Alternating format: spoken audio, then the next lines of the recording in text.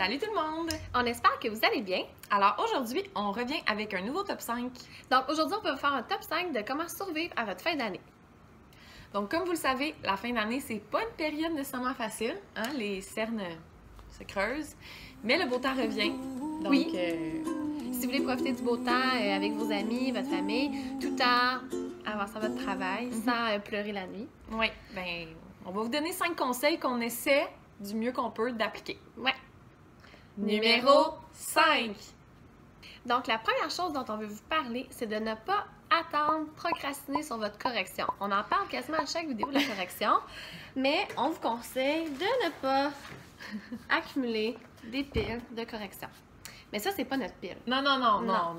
On est pas si pire en ce moment dans la Non. correction. On essaie de la faire au fur et à mesure, mais n'attendez pas avant de la faire.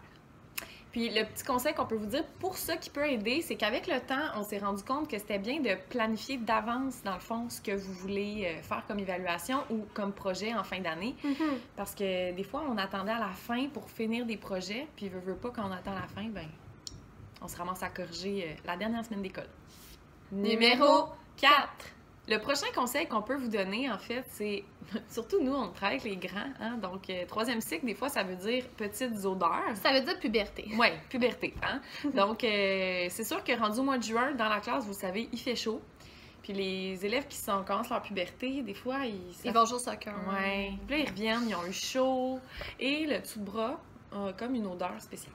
Donc, le conseil qu'on vous donne, c'est de parler, de ne pas hésiter à parler à vos élèves de puberté. De puberté, mais surtout de transpiration, puis leur parler de l'importance de se mettre du déodorant avant que les odeurs sortent. Parce que des fois, il y a une croyance chez certains élèves qu'il faut le mettre après. Puis là, c'est trop tard. Aussi, peut-être en avoir un. Moi, j'en ai un dans mon tiroir, tout ici. Même pour nous, hein, on va... Oh, je sais pas, il est où? OK. Ben, Pierre-Anne, Oui. j'ai dû me le chercher, hein? Non, c'est pas Non. Oui, je l'ai prêté à un de mes élèves. Non, c'est pas vrai. OK, ben en tout cas, d'habitude, j'ai tout le temps un petit déodorant qui est là, qui sert parfois à certains ou même à moi, là. Mais À pas le même, certaines. là. À certaines, c'est ça. Oui, à certaines. Oui, certaines, pas mes élèves. Mais bon, c'est ça. Donc, petit conseil pour vous de vous prévoir des vêtements un peu plus légers. Nous, on n'a pas l'air climatisé à l'école, donc Ouais. des fois, c'est difficile de travailler. Numéro 3. Une autre chose dont on veut vous parler, c'est les moments à la fin de l'année où mettons pour moi, les examens du ministère sont terminés, il y a moins d'évaluation. Et là, il faut quand même faire des choses avec nos élèves. Donc, c'est peut-être pas gagnant de leur donner un document de révision la dernière semaine de juin en grammaire. Donc, ce qu'on vous conseille, c'est de faire des jeux de transition avec eux. Alexandra et moi, on a travaillé dans des camps de jour longtemps, donc on connaît des jeux comme le loup-garou, le chef d'orchestre, des choses comme ça. Ou sinon, on conseille de jouer, mettons, à la guerre des clans ou aller jouer dehors avec nos élèves. Dans le fond, c'est comme le temps d'en profiter. Parce qu'on dirait que toute l'année, on se sent mal de prendre du temps pour faire des petits jeux. Ben, en tout cas, d'en prendre beaucoup dans la semaine. Mais c'est bon à la fin de l'année de le faire. Numéro 2. Maintenant, on va vous parler d'un point qui est quand même assez sérieux. C'est la guerre des suppléants. Pour ceux qui ne connaissent pas ça, en juin, c'est comme... On fait le thème de la guerre avec nos élèves, mais on n'aborde pas ce point-là parce que c'est trop violent. C'est trop violent.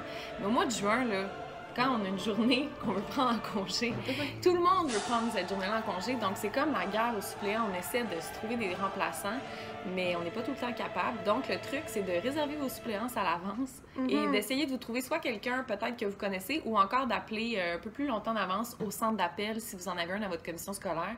Ouais. Parce que ça peut arriver qu'il n'y en ait pas de disponible rendu dans les 2 dernières semaines de juin. Petite procédure, n'oubliez pas de choisir la personne avant tout qui travaille dans l'école. On est obligé. Oui. Pour qu'elle travaille. Je vais vous rappeler. Parce que... Oui, merci. De rien. Numéro 1.